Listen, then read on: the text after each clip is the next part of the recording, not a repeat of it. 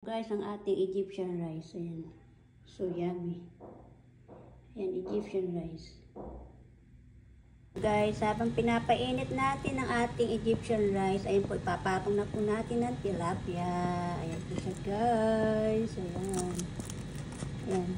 Yan po ang combination ng Egyptian rice, piniritong tilapia. Ayan, guys, ang ating Egyptian rice. Guys, lagay na natin ng onion. Ayan guys, i-ano na natin yung onion. Pagka-brownin na natin siya guys. At okay na na-brown siya, tapos maglalagay na tayo ng kumukulong. Maglalagay tayo ng tubigas, pakukuluan natin siya. Guys, brown na po yung ating onion. Brown na siya. Guys, next naman natin ng water. Po tayo ng asin. 2 taan. So guys, kumulo na po yung ating water. Ilalagay naman na po natin ang rice. Ilalagay na po natin yung rice sa kumukulong tubig. Ayan po guys. Ayan. Ayan po guys, ang ating Egyptian rice. Ayan. Kukuluan lang natin siya hanggang sa maging ano na siya talaga. Wala na yung tubig natin. Yung tubig guys. Ayan. Kukuluan lang natin siya. Pag kumulo na yung tubig, ayan. Okay na siya guys. Ayan guys, ang ating Egyptian rice. Ayan. Pakukuluan lang natin siya guys.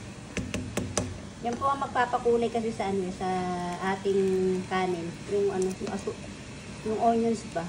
Kailangan talaga pag nagluto ka ng onions. Brown talaga siya guys. Ayan, brown.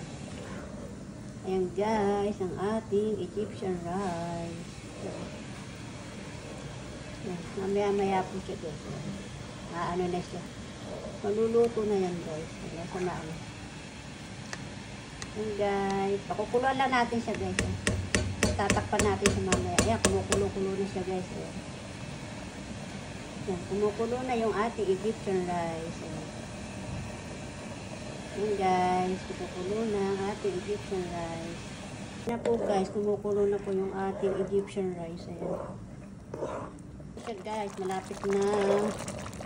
Konti ano na lang, konti na lang yung tubig guys. So guys, konti na lang yung water, iinin na lang natin siya hanggang sa magluto yung kanin. Hello mga guys, ayun na po yung ating Egyptian rice, okay na po. Konting ano na lang po, konting inin na lang po at maluluto na yung ating Egyptian rice. Guys, mainit na yung ating mantika, lagay na natin ng 2 isda.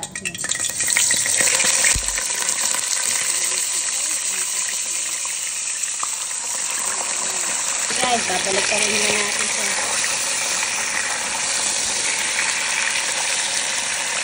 Guys, yung ating tilapia na 2 piraso na ipiprito natin mamaya. At yan na po yung pinaka-topping sa Egyptian rice.